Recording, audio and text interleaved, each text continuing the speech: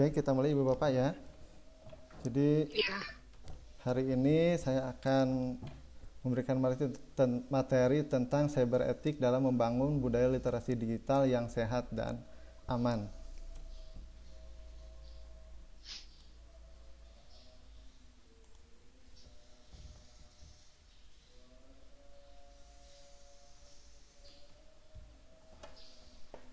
Nah, ini Ibu Bapak, bisa Ibu ya, Bapak mangga lihat Bapak. di gambar.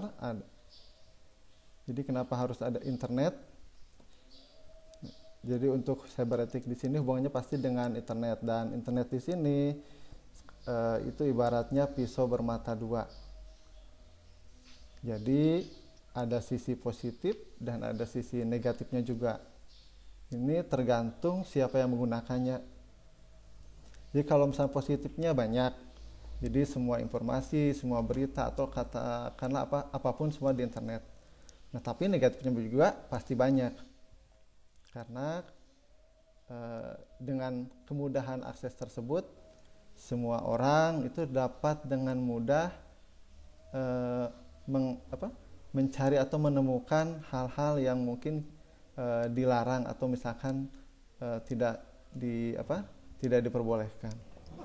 Nah, jadi meskipun internet di sini banyak keunggulannya, banyak manfaatnya, tapi mungkin ada juga yang sisi madorotnya juga.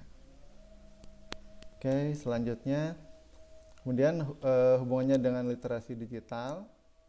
Jadi di sini saya akan menerangkan tentang literasi digital. Jadi di sini literasi digital adalah kemampuan seseorang dalam menggunakan serta memahami pemanfaatan teknologi informasi dan komunikasi, misalnya dalam mendukung dunia pendidikan. Nah, ini menurut tesis AJ. Dan di sini literasi, kenapa ada kata digitalnya? Karena kita menggunakan internet, gitu kan. Nah, kemudian kalau menurut literasi digital ID di sini, literasi digital adalah kemampuan untuk menggunakan teknologi informasi dan komunikasi untuk menemukan, mengevaluasi, memanfaatkan, membuat dan mengkomunikasikan konten dengan kecakapan kognitif maupun teknikal.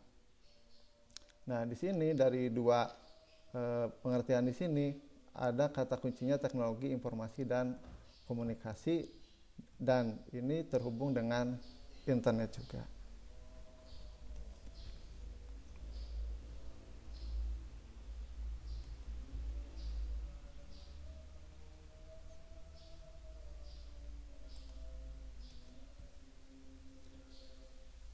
Nah, kemudian secara garis besar kerangka literasi digital di Indonesia itu ada 3.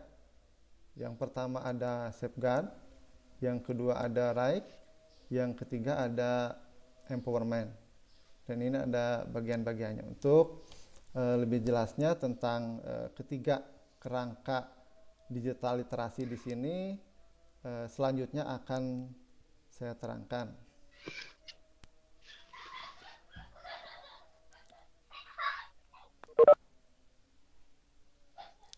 Oke. Yang pertama ada proteksi, di sini meliputi keamanan daring, kemudian ada perlindungan data, kemudian ada privasi individu. Ya, ini kenapa saya beri warna merah, karena ini kan yang utama, ya. Yang utama itu adalah dari proteksinya. Kemudian yang kedua ada hak-hak. Yang pertama ada kebebasan berekspresi, kemudian ada hak atas kekayaan intelektual, kemudian selanjutnya ada aktivisme sosial. Nah, ini hak-hak dalam misalkan kita berliterasi digital. Kemudian yang ketiga ada pemberdayaan. Itu yang pertama ada jurnalisme warga, kemudian kewirausahaan dan etika informasi. Mungkin Ibu Bapak sekalian sudah mendengar atau sering mendengar istilah-istilah yang ada di sini, atau bahkan mungkin sering menggunakan internet untuk melakukan kegiatan literasi digital. Nah, yang dimaksud dengan proteksi di sini adalah pemahaman tentang perlunya kesadaran dan pemahaman atas sejumlah hal terkait dengan keselamatan dan kenyamanan siapapun pengguna internet. Di antaranya misalkan data pribadi, kemudian keamanan daring, dan privasi individu dengan layanan teknologi enkripsi. Jadi artinya data tersebut diamankan, ya, tidak bisa dibajak sembarangan gitu kan. Kemudian tantangan di ranah maya termasuk penggunaan personalized itu masuk ke dalam bagian ini, ya, karena sekarang mungkin ada cyberbully, cyberstalking, cyber harassment, dan cyber fraud. Ini ranah-ranah untuk keamanan di sini, ya. Kita kan sering mendengar ada cyberbullying gitu, sekarang sudah tidak di dunia nyata lagi, kita membuli ya di internet, di medsos lagi.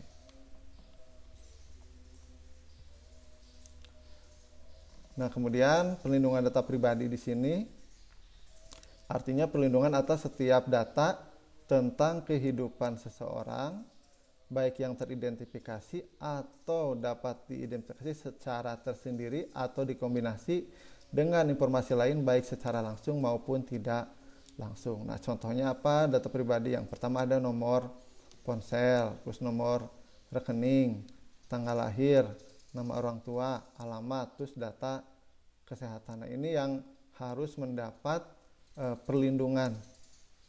Jadi kadang kita sering mendengar data-data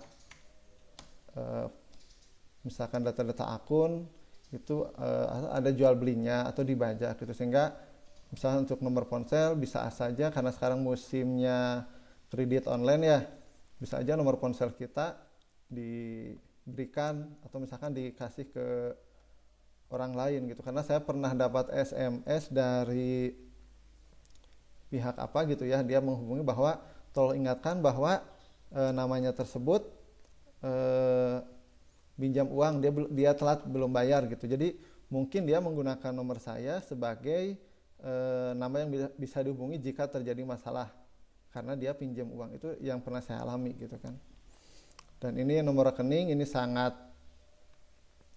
riskan ya. Ini kalau banyak hacker ini sering banyak yang kehilangan uangnya meskipun. Kemudian ini ada tanggal lahir, nama orang tua. Nah, apa ini kan berhubungan dengan nomor rekening, tanggal lahir, nama orang tua. Nah, ini biasanya digunakan untuk pembobolan rekening. Ya, ini kan data pribadi. Kita kalau misalnya ke bank ya pasti ditanyakan nama orang tuanya siapa. Ya.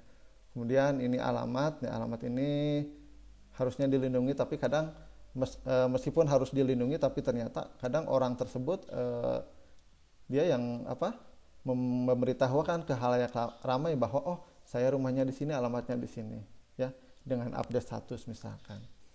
Kemudian untuk data kesehatan, nah ini biasanya kalau mungkin rekam medik ya, kita di rumah sakit atau di klinik ini biasanya ada data kesehatan ini, dan kita nggak pernah tahu, dan itu emang rahasia sih, itu tidak bisa dibocorkan ke publik. Ya, contoh kalau misalkan saya pernah baca di internet kayak seperti Kim Jong Un ya, itu untuk pubnya saja itu kan diamankan sama negaranya, karena kalau misalkan jatuh ke tangan yang lain berarti bisa ketahuan dari penyakitnya apa, misalkan tentang riwayat kesehatan juga bisa ditemukan. Nah, ini penting ya, yang barusan saya bilang barusan ya, artinya Bapak Ibu wajib menjaga data pribadi ya, karena kalau misalkan jatuh ke tangan yang salah bisa bahaya. Ada pembobolan kartu kredit, penipuan, fitnah, bisa juga pencemaran nama baik juga bisa ya. Kemudian, nah ini cara supaya misalkan ibu bapak bisa mengamankan data pribadi. Ini yang pertama, membuat sistem perlindungan atas database data pribadi ya. Jadi Misal kalau misalkan ibu menyimpan data di Google Drive, yaitu aksesnya mungkin dibatasi karena jangan sampai orang bisa masuk terus bisa ngambil gitu, bisa ngambil data yang kita amankan juga. Kemudian tidak membocorkan data pribadi ke pihak lain. Nah ini yang kadang-kadang suka dilupakan nih. Jadi meskipun kita sembunyikan tapi kita diupdate statuskan gitu. Nah ini juga sama, tidak mempost data pribadi ke ranah publik baik online maupun offline. Nah misalkan pernah saya lihat ada yang dia dapat kartu keluarga tuh, dia fotokan di Facebook. Nah otomatis orang lain kan bisa menggunakan hal tersebut untuk keperluan dia. Bisa saja kan, nih nemu nih kartu keluarga, udahlah dia pakai untuk minimal buat registrasi kartu SIM gitu kan. Jadi seperti itu. Kemudian selalu memperbarui antivirus di komputer dan ponsel pintar. Nah ini kalau misalkan biasanya yang tidak suka memperbarui antivirus biasanya kebanyakan ibu-ibu nih. Makanya ibu-ibu hati-hati. Jadi kalau misalkan yang namanya antivirus itu usahakan diupdate terus, mau harian atau bulanan, dan pilih antivirus yang kalau kita kan biasanya nyari antivirus yang bagus, terus gratis tapi aman gitu. Ya tapi aman di sini kalau gratis kan agak tanda tanya juga sih. Tapi setidaknya minimal mungkin ibu bapak sekalian bisa memilih antivirus yang baik lah atau standar. Kemudian langkah selanjutnya adalah mengedukasi seluruh pihak tentang perlindungan data pribadi. Nah ini kita perlu tanamkan kepada anak didik kita, atau misalnya ada anak kita atau saudara kita, kita beri mereka penyuluhan tentang perlindungan data dan risikonya jika data tersebut jatuh ke tangan yang lain. Nah kemudian ini sangat penting, keamanan daring ini dia artinya kemampuan untuk memaksimalkan keamanan personal pengguna dan risiko keamanan saat menggunakan internet. Ya, ini juga meliputi perlindungan diri dari kejahatan komputer secara umum. Ya, di sini kejahatan komputer dan ada internet. Ya, makanya kan tadi antivirus juga kan ada usahakan pilih yang internet security. Jadi dia untuk mengamankan internet juga. Di sini contohnya ada keamanan saat jual beli online. Ini yang marak ya karena kita musim online, apalagi sekarang waktunya belajar di rumah, otomatis ya kita belanja dari rumah, dan harus hati-hati juga karena banyak juga penipuan. Kalau kalian misalkan berbelanja di Shopee, itu akan ada istilahnya peringatan. Jadi hati-hati ketika mengirim pesan gitu kan. Kemudian keamanan melakukan transaksi perbankan. Nah, ini mobile banking mungkin ya sekarang, karena sekarang penggunaan uang kertas itu mungkin sudah mulai berkurang ya, udah mulai ke uang digital, bahkan apa-apa transfer gitu kan. Kemudian ini keamanan menyimpan data, dokumen, foto dan sejenisnya secara daring. Misal ibu bapak menyimpan ke cloud atau ke Google Drive ya. Nah, ini penting untuk dicatat oleh ibu bapak sekalian ya. Jadi artinya kalau tanpa keamanan semua orang bisa menjadi korban ya. Ya kalau kata Bang Napi mah waspadalah.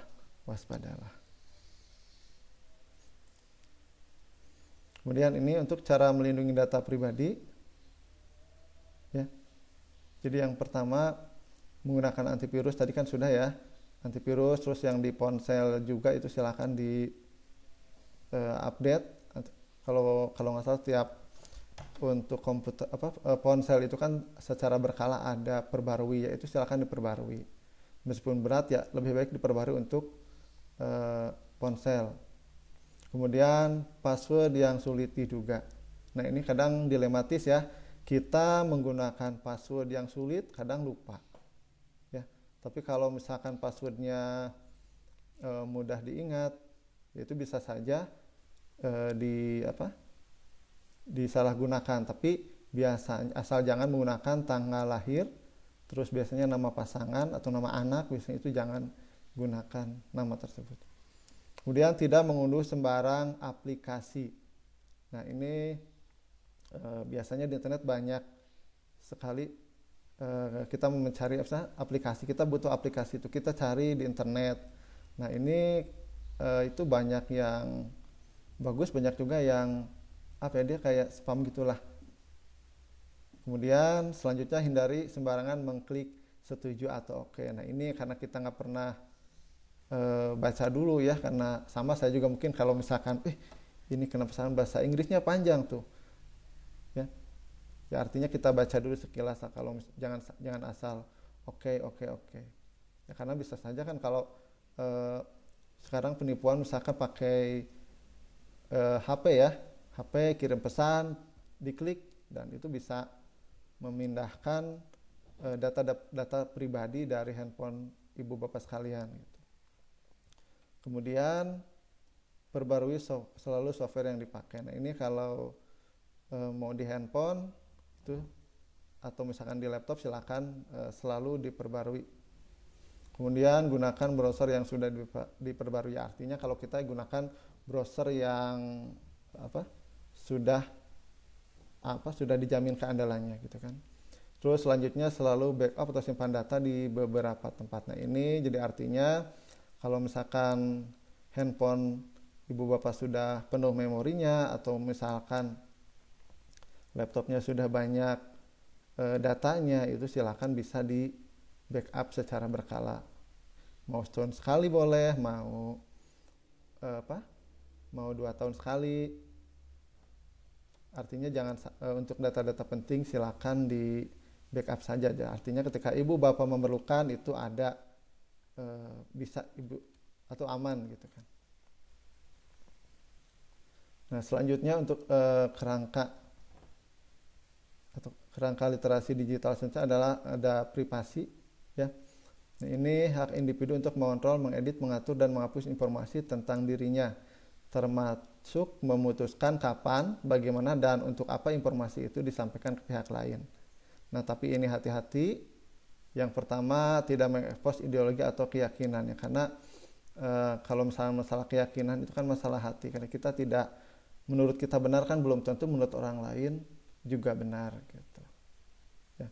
Kemudian menutupi riwayat keluarga ya, artinya kalau sebisa mungkin kita tidak terlalu mengekspos tentang kita, maksudnya di medsos gitu, karena itu tadi Bapak, pengguna internet kan tidak semuanya mungkin baik, atau misalkan ada 1 orang 2 orang mungkin yang mungkin berniat jahat ketika melihat postingan kita. Kemudian menolak untuk mengekspos bagian tubuh tertentu. Nah ini kita sering mendengar banyak berita ya, karena mungkin sekarang sudah canggih handphonenya, bisa berkirim video, bisa berkirim foto. Nah nanti misalkan suatu saat mungkin foto tersebut bisa jadi masalah misalkan. Kemudian yang ini merahasiakan rekam medis ini sudah tadi sampaikan, itu harus ibu bapak rahasiakan, terutama untuk rekam medis ini ya. Oke, ini catatan untuk ibu bapak sekalian ya. Nah ini sangat penting ya, karena kalau kita tidak dilindungi, privasi ini bisa orang lain akan mengintervensi kita ya. Dia akan dilanggar dan bahkan rahasia kita juga bisa dikuasai oleh pihak lain ya. Jadi artinya hati-hati dalam menjaga privasi individu ibu bapak sekalian. Kemudian caranya, ini cara-cara untuk melindungi privasi individu. Yang pertama, selalu gunakan ini extension HTTPS jika memungkinkan. Jadi artinya kalau berselancar di internet ya carilah yang ada HTTPS ini. Kemudian tidak mengaktifkan location sharing ya, karena kalau sekarang ada istilah kan jejak digital itu pedih ya. Jadi kita tidak bisa bohong, kita kemana-kemana itu bisa dilacak sama internet gitu. Oh, hari ini ibu bapak kemana itu ketahuan, berjalan berapa menit ya, berjalan berapa menit, atau misalkan dari mana kemana. Sehingga kan kalau ibu mengaktifkan Maps gitu ya, itu kalau nggak salah tiap berkala misalkan sebulan ibu pergi ke Bandung, ke Surabaya, kemana, nah itu biasanya suka ada laporan bahwa hari ini ibu bapak misalkan ke Bandung atau kemana, itu ada laporannya. Kemudian ajari anak-anak remaja mengenai batasan wilayah privasi. Nah ini tugas untuk ibu bapak sekalian untuk mengajari anaknya mengenai batasan wilayah privasi ini. Ya, mana yang boleh di-share, mana yang tidak boleh di-share. Nah, kemudian ini hindari mengekspos data pribadi atau hal yang sensitif menyangkut diri kita ke internet. Nah, ini hati-hati ya. Karena kalau misalkan ya saya bilang tadi itu bahwa jejak digital itu pedih ya. Jejak digital itu kan bisa dilihat. Misalkan foto masa lalu bisa dilihat juga sekarang. Dan ini password. Kalau namanya password, kata kunci kan rahasia. Jadi usahakan ya jangan sampai memberikannya, meskipun kalau sama istri sendiri kasarnya ya, kalau suami gitu kan jangan sampai tahu. Ya karena kan suami itu juga punya privasi masing-masing. Nah ini jangan biarkan orang lain bisa melacakmu. Ya. Jadi ini masuknya juga ke lokasi bisa ya. Jadi artinya ya kita misalkan dalam berinternet ya yang sehat-sehat saja. Kemudian ada menolak ajakan foto telanjang dengan teman online. Nah, ini nih, dengan banyaknya aplikasi yang dulu ada aplikasi dulu saya lupa lagi tuh. Jadi fotonya ya seperti itu, tapi itu jangan misalnya ibu bapak lakukan. Terus tidak percaya rayuan teman medsos. Nah ini ya, banyak penipuan berawal dari Facebook, kemudian terjadilah hal-hal yang tidak diinginkan. Nah, terus yang selanjutnya ini gunakan email sementara. Nah, artinya ibu bapak kemarin kan sudah diajari membuat email sementara di Tem ya. Itu bisa digunakan untuk hal-hal yang bersifat sementara. Nah, kemudian untuk selanjutnya kerangka yang kedua adalah hak. Ini hak-hak mendasar yang harus diketahui dan dihormati oleh pengguna internet. Ya, ini termasuk kebebasan berekspresi, kemudian hak atas kekayaan dan aktivisme sosial atau aktivitas sosial. Nah, kemudian kebebasan berekspresi yang dilindungi atau freedom expression ini adalah hak untuk mengekspresikan ide-ide dan opini secara bebas melalui ucapan, tulisan maupun komunikasi bentuk lain. Tapi semua dilakukan dengan tidak melanggar hukum dan hak orang lain. Yang pertama contohnya mewartakan peristiwa di sekitar kita atau jurnalisme warga atau citizen jurnalis ya kalau kita.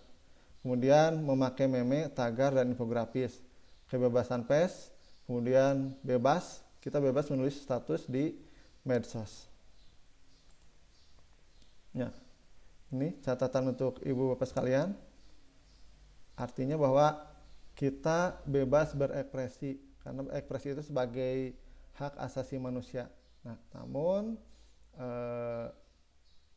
ada baiknya jika kebebasan ini tidak melanggar hak atau misalkan tidak merugikan orang lain. Ya, tidak juga mengganggu ketertiban atau kepentingan publik. Ya, kalau kita mungkin bebas tapi sopan ya kalau istilah gitu.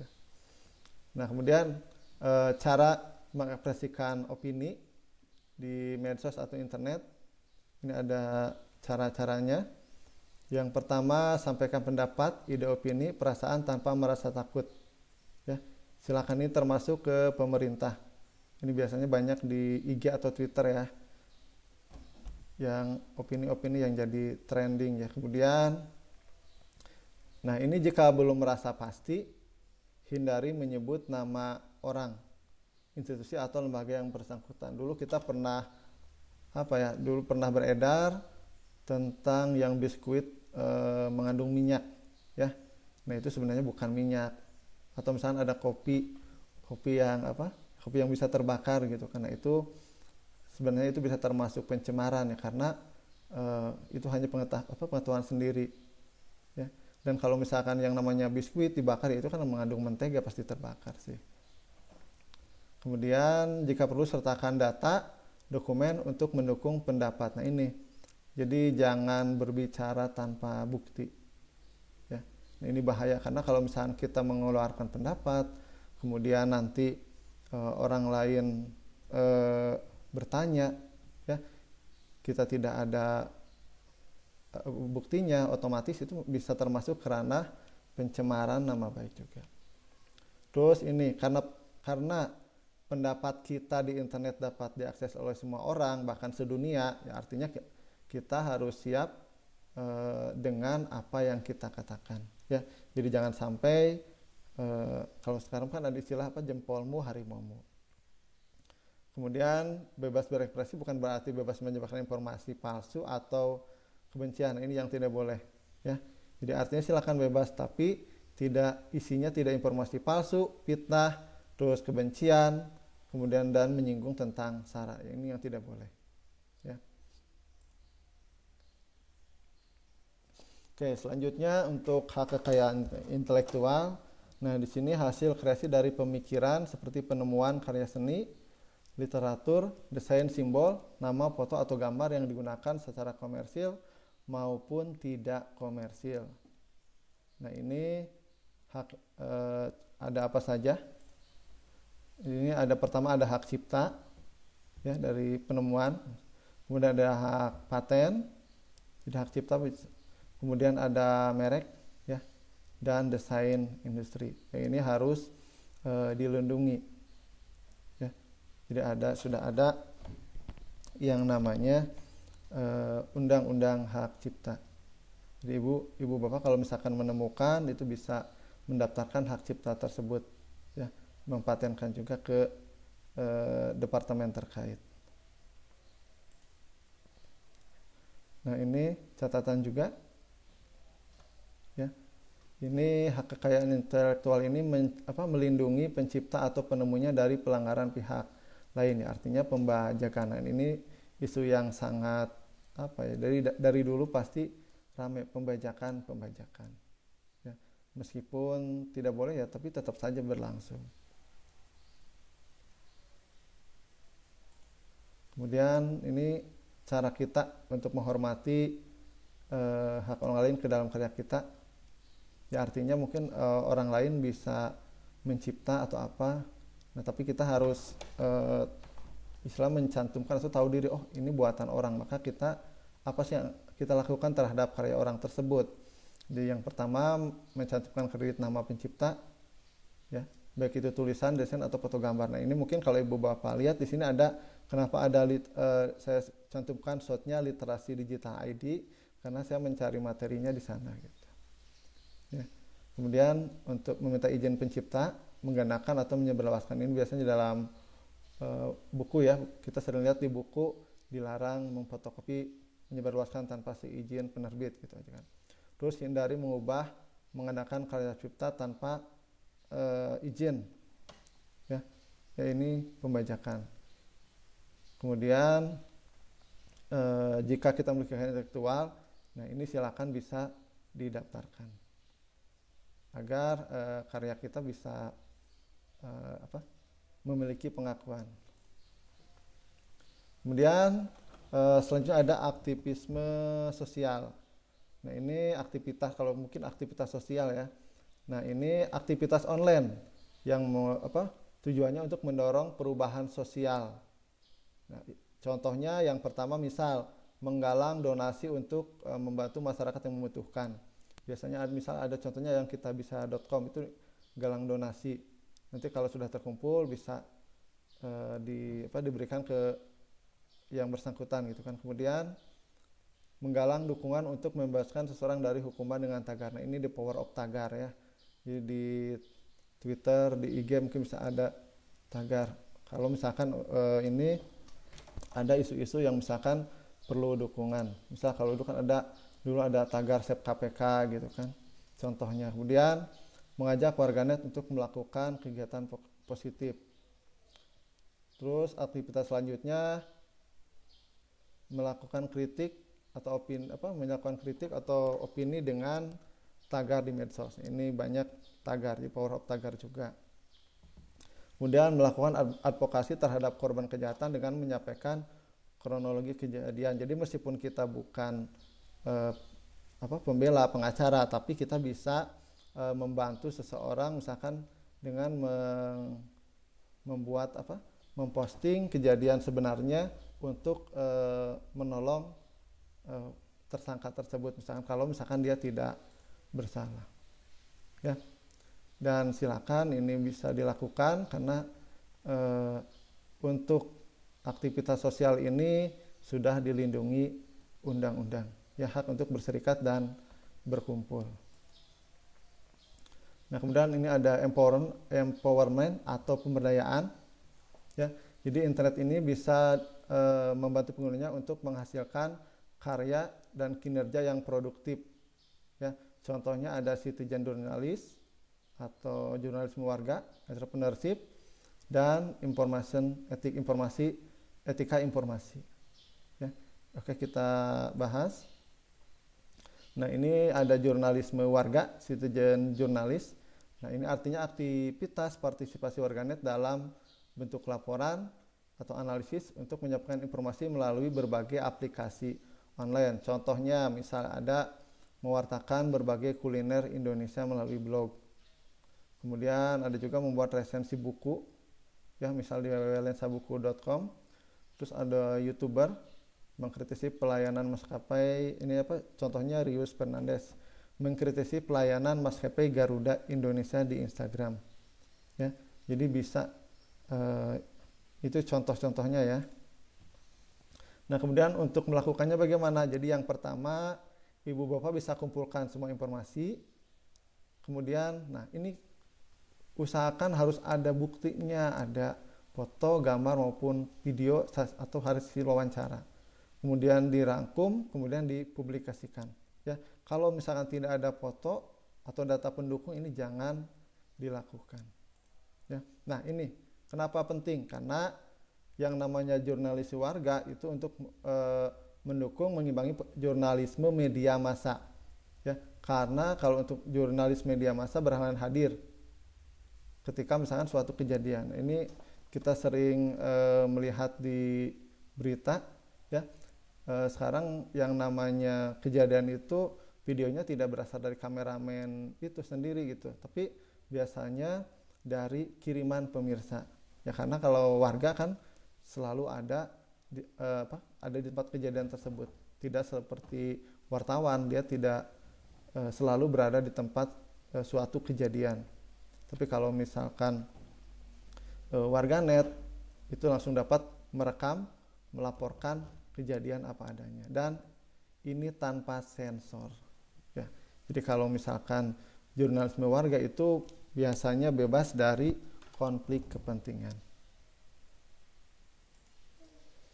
Terus selanjutnya ada kewirausahaan. Jadi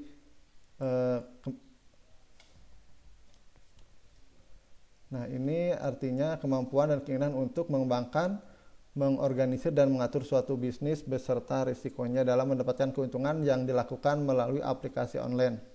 Nah, ini ada UMKM yang online ya. Terus misalkan ada online marketplace, jadi jual beli di online ya. Ada startup, jadi banyak startup yang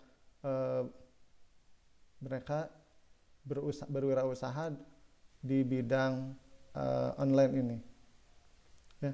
Jadi dari internet bisa dapat duit gitu kalau sekarang.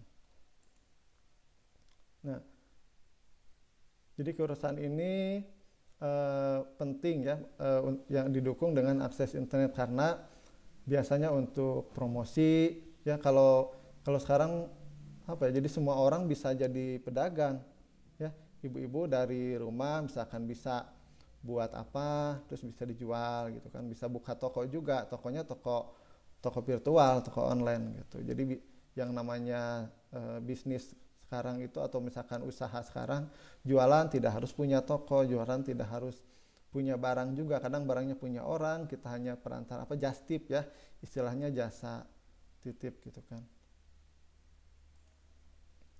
Nah, ini cara membangun wirausaha digital. Jadi emang yang pertama harus tahu dulu bidang yang disukai apa, ya.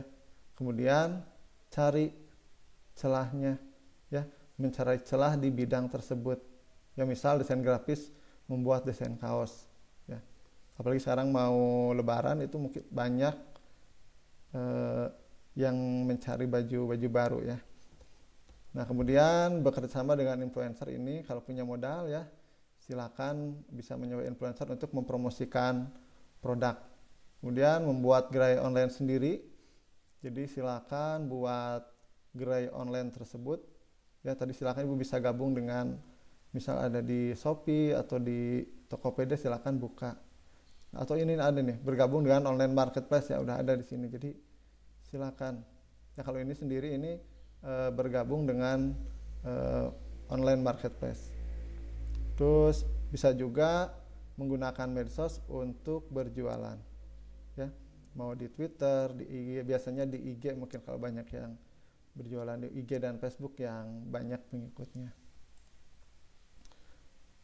Nah, ini selanjutnya untuk etika informasi, cyber etik. Ya, artinya di sini kesadaran untuk mengevaluasi berbagai isu yang terkait dengan penyebaran data elektronik, mencakup di dalamnya bagaimana menyaring hoax, memilah informasi, dan bagaimana menyampaikan informasi dengan baik.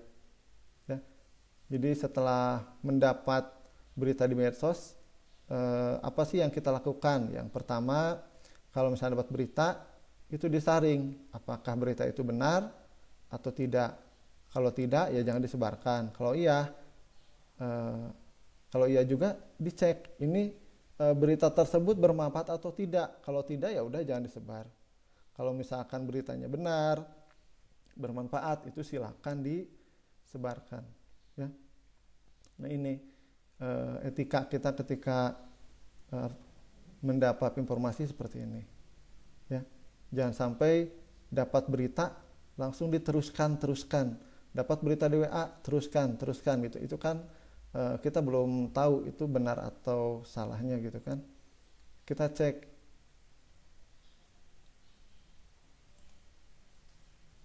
Nah, ini kenapa penting, ya, karena arus informasi kan sangat deras sekarang, dan kadang kita tidak tahu mana informasi yang benar, setengah benar, ataupun salah, ya. Kita kesulitan memahami bagaimana menyebarkan informasi yang benar. Nah, perhatikan kalau misalkan sekarang istilahnya apa ya, yang namanya pencitraan atau yang namanya perang informasi, perang opini, itu terjadi di medsos gitu kan. Yang ini bilang seperti ini, yang ini seperti itu gitu kan. Ya, otomatis kadang kita nggak tahu ini yang benar mana. Ya, apalagi sekarang misalkan kalau di IG, yang ini mengatakan seperti ini, yang itu seperti itu gitu kan. Ini benar, itu benar. Itu kadang membingungkan kita, ya. Nah, artinya kita harus sadar etika informasi, ya. Menyampaikan seperti apa, menerima juga harus seperti apa. Dan ini yang paling penting, prinsip etika dalam menyebarkan informasi, ya. Pertama, cek dulu berita itu benar dengan mencari sumber aslinya, ya. Terus hanya percaya sumber informasi yang kompeten. Jadi jangan asal terima, sebarkan, tapi dicek. Kalau misalkan berbicara kesehatan tapi dia bukan dokter misalkan, kan itu kadang kita tidak usah terlalu percaya gitu kan. Jangan dulu percaya kok dia ngobrolnya kesehatan, padahal dia misalkan profesinya apa gitu. Jadi kan ada profesionalitas di sini. Kemudian di sini ada apakah informasi tersebut hanya sensasi saja, gimmick misalkan, atau isinya provokasi negatif itu jangan disebar. Ya. Dan yang terakhir ini pastikan informasi itu tidak mengandung ujaran kebencian atau hoax atau juga fitnah. Ya. Nah ini perlu kita sharing ya atau kita sebarkan ke anak didik kita prinsip etika dalam menyebarkan informasi atau cyber etik di sini. Oke, terima kasih. Ya, alhamdulillah mungkin itu paparan dari saya. Ya, jadi kalau misalkan saya mohon maaf jika misalkan dalam pemaparannya ada yang kurang atau misalkan tidak berkenan. Kalau ini murni kalau misalnya ada kesalahan dari saya. Terima kasih. Assalamualaikum warahmatullahi wabarakatuh. Waalaikumsalam warahmatullahi wabarakatuh. Wow, benar-benar panjang, lebar, dan apa ya? Ya